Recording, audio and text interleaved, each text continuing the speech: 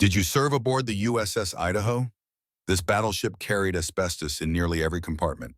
Here is where it was and who is responsible. The USS Idaho, hull number BB-42, was a battleship built by New York Shipbuilding Corporation and commissioned in 1919. She served through interwar Pacific Fleet, Neutrality Patrol's Atlantic, and World War II Pacific Theater. Like other battleships of her era, the USS Idaho BB-42 ran on steam power, boilers, turbines, and miles of piping that were insulated with asbestos, lagging, and sealed with asbestos gaskets and packing throughout the ship. The USS Idaho BB-42 went through the shipyards more than once, a major reconstruction at Norfolk Navy Yard in 1931, an anti-aircraft refit in 1942, and a major refit and gun upgrade in 1944. Overhauls and refits in that era meant tearing out and replacing asbestos lagging, insulation, and gaskets. Some of the highest exposure work there was, for the shipyard workers and for the crew living aboard during the yard period. Over her career, she operated out of San Pedro, California, and Hampton Roads, Virginia.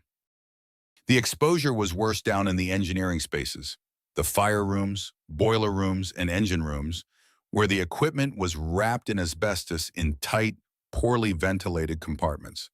The snipes, machinists' mates, boiler technicians, and enginemen, along with the hull technicians, pipe fitters, and water tenders, worked right in it.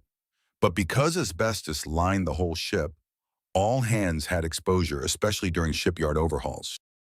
Here is what matters now.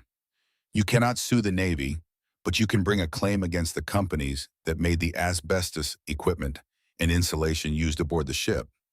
Those companies are named in thousands of asbestos claims. Even a diagnosis that comes decades after your service can still support a claim today. If you served aboard the USS Idaho and were later diagnosed with mesothelioma, asbestosis, or another asbestos-related disease, you may have a legal claim against the companies that made the asbestos products used aboard your ship. This is educational information from an independent publisher, not a law firm, and is not legal advice.